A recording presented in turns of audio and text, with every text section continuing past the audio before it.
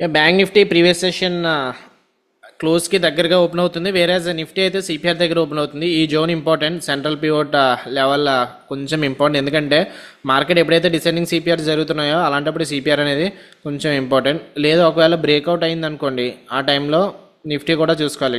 Bank Nifty CPR resistance వస్తే bank Nifty CPR resistance దగ్గరికి వస్తే నిఫ్టీ సిపిఆర్ బ్రేక్అవుట్ అయినా సరే మళ్ళీ రివర్స్ అయ్యే ఛాన్సెస్ ఉంటాయి. ఓకే, ఈరోజు అయితే కొంచెం ట్రిక్కీ మార్కెట్ అనేది చెప్పొచ్చు, బట్ స్టిల్ ఈ లెవెల్ అయితే కాన్సన్ట్రేట్ చేయండి. లేదు మార్కెట్ ఒకవేళ ఎక్కడి నుంచో ఫస్ట్ క్యాండిల్ నుంచే కిందకి వెళ్ళి పెద్ద రెడ్ బార్ వచ్చింది అనుకోండి, I'm not interested to go short, market can take a pause. So pull back అయినా జరిగితే జరగచ్చు. నిఫ్టీ కూడా ఫస్ట్ క్యాండిల్ నుంచి కిందకి వస్తే, ఈరోజు నిఫ్టీ బ్యాంక్ నిఫ్టీ రెండు కూడా ఎక్స్పైరీస్ ఉన్నాయి. ఓకే, రేపు హాలిడే కదా, సో ఈరోజు నిఫ్టీ బ్యాంక్ నిఫ్టీ రెండు కూడా ఎక్స్పైరీస్ ఉన్నాయి. నిఫ్టీలో ఆపర్చునిటీ వస్తే నిఫ్టీ ఆప్షన్ సెల్లింగ్ తీసుకుందాం, బ్యాంక్ నిఫ్టీలో ఆపర్చునిటీ వస్తే బ్యాంక్ నిఫ్టీ ఆప్షన్ సెల్లింగ్ తీసుకుందాం. ఓకే, సో చూద్దాం ప్రైస్ యాక్షన్. టైం ఇంకా 2 minutes ఉంది. సో మోస్ట్ ఆఫ్ ద సినారీస్లో first bar previous day trending day అయినప్పుడు ఫస్ట్ బార్ రెడ్ బార్ వస్తే నెక్స్ట్ డే అందరూ కూడా షార్ట్ ఎంట్రీస్ తీసుకోవడానికి ఆర్డర్స్ ప్లేస్ చేస్తుంటారు, but it will give a trap. So present అయితే ఎటువంటి ఎంట్రీ అయితే తీసుకోకండి ఓపెనింగ్లో. మేబీ ఈ లెవెల్ ఇంపార్టెంట్, S1 ప్యూర్ దగ్గర కానీ లేదంటే ప్రీవియస్ సెషన్ స్వింగ్ ఉంది కదా ఆ లెవెల్ దగ్గర కానీ అన్న బుల్లిష్ క్యాన్లు వస్తే I'm very much interested to take long. వేరేజ్ నిఫ్టీ కూడా సెంట్రల్ ప్యూర్ దగ్గర ఇక్కడికి వస్తే షార్ట్ ఎంట్రీ తీసుకుంటాను చెప్పాను కదా, సో షార్ట్ ఎంట్రీ తీసుకోవచ్చు, కాకపోతే రిస్క్ అనేది పెద్దది అయిపోద్ది. ఇక్కడ ఎంట్రీ తీసుకుంటే మనము స్టాప్ లాస్ 67 points అలా పెట్టుకోవాలి. రాదర్ దెన్ దట్ మనం డిస్కౌంట్ ప్రైస్ కోసం వెయిట్ చేద్దాం. లైక్ డే హై దగ్గరకు వచ్చినా లేదంటే మళ్ళీ సెంట్రల్ ప్యూర్ దగ్గరకు వచ్చినా అప్పుడు షార్ట్ ఎంట్రీ తీసుకుందాం. Okay, so back to back red bars. So ఏమైనా గ్రీన్ క్యాండిల్ వస్తే అట్లీస్ట్ థర్డ్ క్యాండిల్ అయినా లాంగ్ ఎంట్రీ తీసుకుంటాను. 49,700 దగ్గర ఉంది కదా, సో 49,600 పుట్ ఆప్షన్ వాచ్ లిస్ట్లో పెట్టుకోండి. Bank Nifty 49,600 put option. Okay guys, మనం లాంగ్ ఎంట్రీ తీసుకున్నాము. 49,600 పుట్ ఆప్షన్, 60 క్వాంటిటీస్ సెల్ చేశాను. స్టాప్ లాస్ 2,500 రిస్క్ పెట్టుకున్నాను, అంటే 140, 135 ఆ రేంజ్లో ఎగ్జిట్ అవుతాను. Okay, starting with negative MTM. Bank Nifty ఇక్కడ బ్రేక్ డౌన్ అయింది, ఇక్కడ స్వింగ్ లెవెల్ ఉంది కదా, సో స్వింగ్ లెవెల్ దగ్గర మనం అంబుష్ ఎంట్రీ తీసుకున్నాము.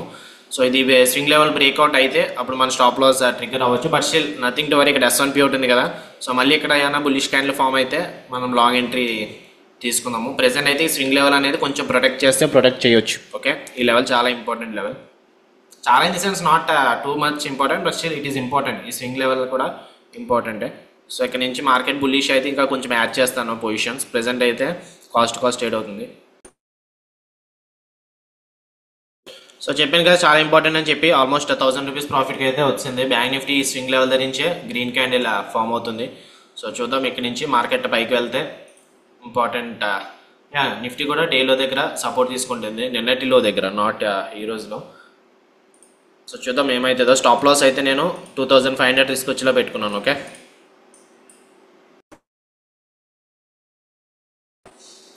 సో ఫస్ట్ టార్గెట్ 70 ఇచ్చాం కదా, ఎవరైనా స్కాల్పర్స్ ఉంటే తీసుకోవచ్చు. ఫస్ట్ టార్గెట్ హిట్ అయింది.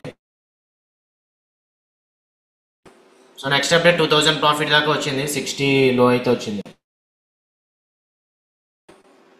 సో ఇనీషియల్గా ఇది డిమాండ్ జోన్ కదా, డిమాండ్ జోన్ బ్రేక్అవుట్ అయింది. Next time it can act as resistance. So ఆ లెవెల్ దగ్గర రెసిస్టెన్స్ అయితే ఉంది. నిఫ్టీ కూడా ఈ లెవెల్లో బ్రేక్అవుట్ అవ్వడానికి చూస్తుంది, బట్ స్టిల్ పారాబాలిక్ బ్రేక్అవుట్ ఇది. సో అంత హై ప్రాబిలిటీ ఏం కాదు మార్కెట్ కిందకి వెళ్ళడానికి. నేనైతే బుల్లిష్ అనుకుంటున్నాను మార్కెట్. బ్యాంక్ నిఫ్టీ 49,600 తీసుకున్నాం కాబట్టి 49,600 పైన క్లోజ్ అయితే మార్కెట్ మనకి ప్రాఫిట్స్ వస్తాయి. ఓకే, సో ప్రెసెంట్ అయితే మనకి 2,000 ప్రాఫిట్ అలా వచ్చింది. 1:1 రిస్క్ రివార్డ్కి దగ్గరగా ఉంది. రిస్క్ మంది 2,500 కదా,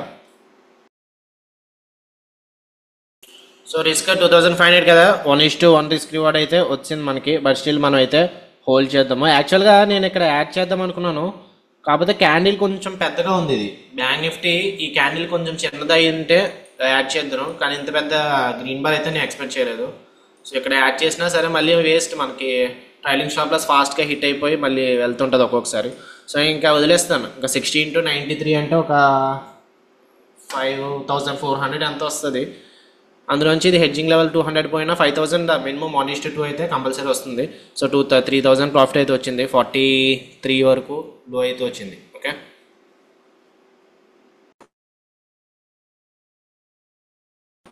ఒక పని చేస్తున్నాను ఇప్పుడు 20 ఎంఏ దగ్గర రెసిస్టెన్స్ తీసుకుంటుంది కాబట్టి ఇది ఆల్మోస్ట్ 50కి వచ్చింది.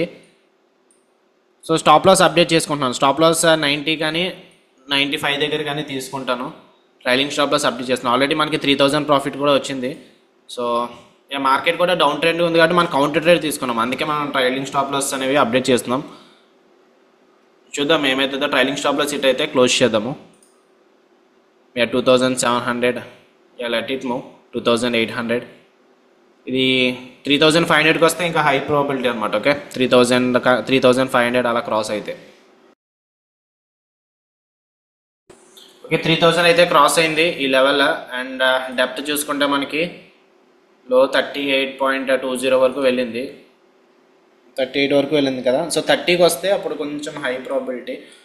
40 దగ్గర ఉంది కదా. సో డబల్ ఓకే చూద్దాం ఏమవుతుందో. 95 పెట్టుకున్నాను స్టాప్ లాస్. స్టాప్ లాస్ కూడా అప్డేషన్ చేసుకున్నాము. యాక్చువల్గా అయితే మనకి 1:2 రిస్క్ రోడ్ అయిపోయినట్టే. మన ఎంట్రీ ఎక్కడ తీసుకున్నాము, ఇక్కడ తీసుకున్నాము. స్టాప్ లాస్ కింద ఒక 50 పాయింట్స్ అనుకున్నా 100 పాయింట్స్ ఈజీగా వచ్చేసింది. ఓకే మనం అంబుష్ ఎంట్రీ తీసుకున్నాం కదా. సో ఏ టైంకి ఎంట్రీ తీసుకున్నాము, ఆల్మోస్ట్ 9:28కే తీసుకున్నాము. 1 మినిట్ క్యాండిల్లో చూద్దాము. 9:28 అంటే ఆల్మోస్ట్ ఇక్కడ తీసుకున్నాము. ఇక్కడ ఎంట్రీ తీసుకున్నాము. అక్కడి నుంచి ఒక 40 పాయింట్స్ స్టాప్ లాస్ పెట్టుకున్నాం. అంటే 90 పాయింట్స్ స్పాట్ చార్ట్లో పెట్టుకున్నాము. 180 పాయింట్స్ పెట్టుకోవాలి టార్గెట్. ఓకే 180 పాయింట్స్ అయితే ఇంకా రాలేదు. అయితే 180 ఇక్కడ. ఓకే సో ఇక్కడికి వస్తే అప్పుడు మళ్ళీ స్టాప్ లాస్ అయినా అప్డేట్ చేసుకుంటాను నేను.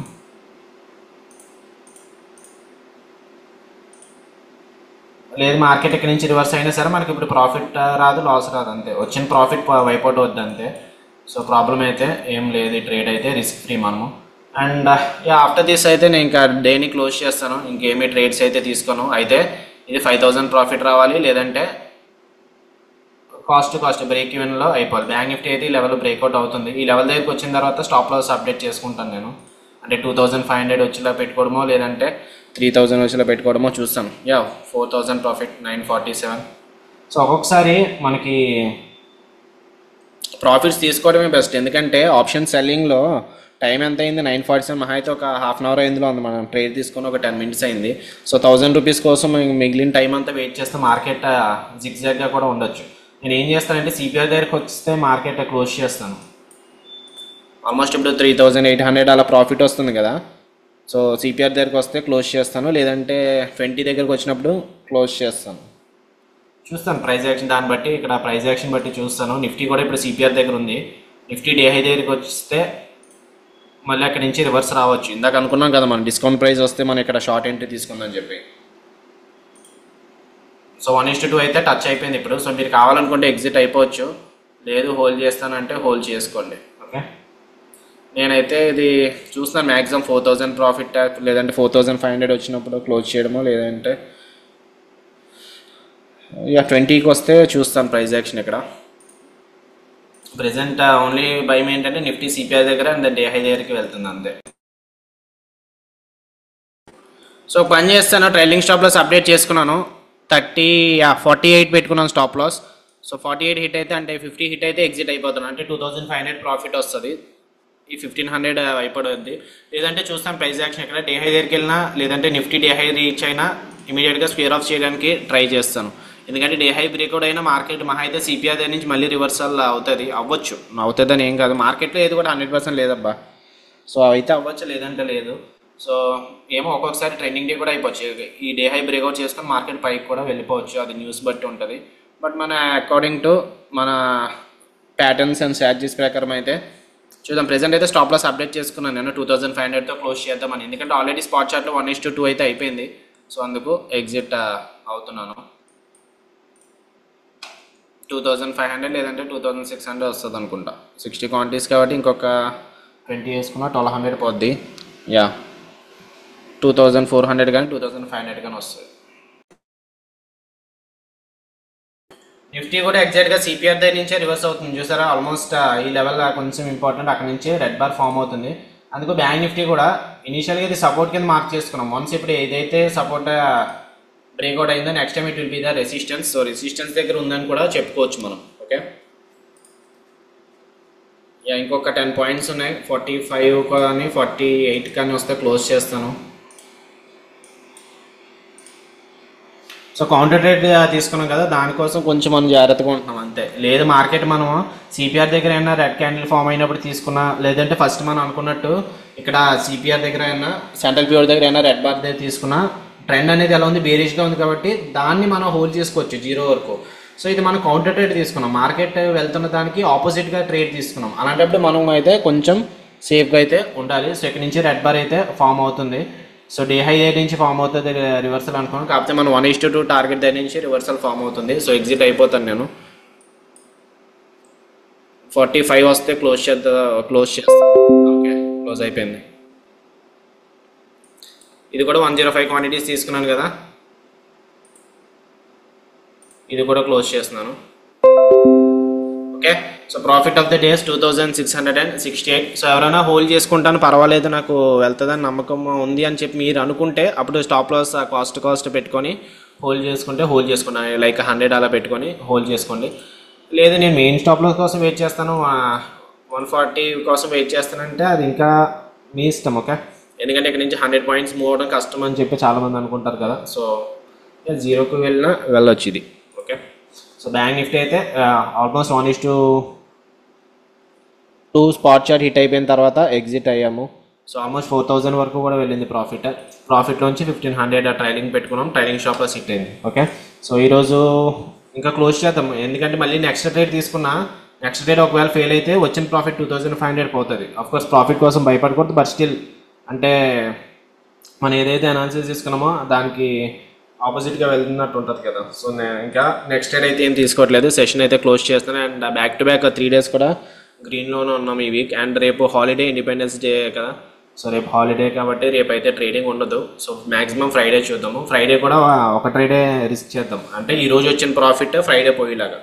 సో నిన్న మొన్న మనకి 10,000 ప్రాఫిట్ వచ్చింది కదా, సో ఈ 2500 ఏదైతే ప్రాఫిట్ వచ్చిందో దీన్ని ఫ్రైడే రిస్క్ చేస్తాం. రిస్క్ చేసిన తర్వాత అది ప్రాఫిట్ వస్తే వెల్ అండ్ గుడ్, లాస్ వస్తే 2500 పోతుంది. అండ్ దెన్ వీక్ని గ్రీన్తో 10,000తో క్లోజ్ చేద్దాం. ఓకే, సో ఓకే గైస్, అయితే ఏమన్నా డౌట్స్ ఉంటే నాకు చాట్ బాక్స్లో పెట్టండి, లేదంటే వాట్సాప్లో పింక్ చేయండి. సెషన్ అయితే క్లోజ్ చేస్తున్నాను. I see you in the next session on Friday and happy independence day. Okay fine, ఈ అనాలిసిస్ ఎందుకు తీసుకున్నాం అని చెప్పి అడుగుతున్నారు. సో ఇక్కడ నిఫ్టీ ఉంది కదా, నిఫ్టీ కాదు bank Nifty previous day trending day అయినప్పుడు చాలాసార్లు చూసాను నేను. ప్రీవియస్ డే ట్రెండింగ్ డే అయినప్పుడు అందరూ కూడా షార్ట్ ఎంట్రీస్ వెళ్తుంటారు, కాకపోతే మనం షార్ట్ ఎంట్రీస్ తీసుకోవద్దు. ఆల్రెడీ ఒక ట్రెండింగ్ డే జరిగిపోయిన తర్వాత అయితే మార్కెట్ సైడ్ వేస్గా ఉండొచ్చు, లేదంటే ఆపోజిట్గా మూవ్ అవ్వచ్చు, అలాంటివి జరుగుతుంటాయి. సో అందుకని చెప్పి ఎటువంటి ఎంట్రీస్ అనేవి మనం తీసుకోకూడదు. ఏంటి షార్ట్ ఎంట్రీస్ తీసుకోవద్దు. షార్ట్ ఎంట్రీ తీసుకోవాలంటే అయితే సిపిఆర్ పుల్ బ్యాక్ దగ్గర తీసుకోవాలి, లేదంటే ఇంకా ఏమన్నా సర్ప్రైజ్ ఉంది కానీ, లేదంటే ఏమన్నా such kind of moves we have to take. Okay, so ఇప్పుడైతే తీసుకోవడం కరెక్ట్ కాదు ఇలాంటివి చేసినప్పుడు. సో ఇనిషియల్ మనం స్వింగ్ హైకి మార్క్ చేసుకున్నాం కదా, అందుకే ప్రీ అనాలిసిస్ వీడియో ఒకసారి చూడండి, ప్రతిరోజు సెషన్ జాయిన్ అవ్వముందని చెప్తున్నాను. సో ఇంట్రెస్ట్ ఉంటే జాయిన్ అవ్వచ్చు. ఫ్రీ టెలిగ్రామ్ ఛానల్, సో యూట్యూబ్లో చూస్తున్న వాళ్ళు కూడా మీకు ఫ్రీ టెలిగ్రామ్ ఛానల్ లింక్ డిస్క్రిప్షన్లో ఇస్తాను. సో మీరు అక్కడి నుంచి జాయిన్ అవ్వచ్చు. ఈ స్వింగ్ లెవెల్ మార్క్ చేసుకున్నాం, అంటే మరీ అంత ఇంపార్టెంట్ ఏం కాదు ఈ swing level, but still market combine చేసాం ప్రైస్ యాక్షన్. నిన్న ట్రెండింగ్ డే కాబట్టి ఈరోజు ట్రెండింగ్ డే ఉండకపోవచ్చు అని చెప్పి ఇక్కడ స్వింగ్ లెవెల్ దగ్గరికి వస్తున్నప్పుడు ఎంట్రీ తీసుకున్నాం, స్టాప్ లాస్ కింద పెట్టుకున్నాం. టేక్ ప్రాఫిట్ 1:2 అయితే అయిపోయింది. సో 1:2 దగ్గర రాగానే 4000 ప్రాఫిట్ దగ్గర క్లోజ్ చేసేయచ్చు. యాక్చువల్లీ 4000 హిట్ అవుతే క్లోజ్ చేద్దామని చెప్పి చూశాను, కానీ 3800 3900 అలానే వచ్చింది. బట్ 2000 తర్వాత ట్రైనింగ్ షాప్ లాస్ పెట్టుకున్నాం కదా, 48 దగ్గర క్లోజ్ చేశాను. సో ఇంకా హోల్డ్ చేస్తే మనకి ఇంకా 10 పాయింట్స్ లాస్లో కూడా ఉన్నాము. బట్ నిఫ్టీ అయితే ప్రెసెంట్ ఇక్కడ సపోర్ట్ తీసుకుంటుంది, హై ప్రాబిలిటీ ఇక్కడ నుంచి వెళ్తే మళ్ళీ మార్కెట్ పైకి వెళ్ళొచ్చు. కానీ బ్యాంక్ నిఫ్టీ వీక్గా ఉంది కాబట్టి డేలో బ్రేక్అవుట్ అయ్యి మళ్ళీ ఫేక్ బ్రేక్అవుట్ లాంటివి ఏమైనా చూపించవచ్చు. ట్రాప్ చేసే ఛాన్సెస్ ఎక్కువ ఉంటాయి వైట్ సిపిఆర్ రోజు, గుర్తుపెట్టుకోండి. Okay, so okay guys, that's about today's session.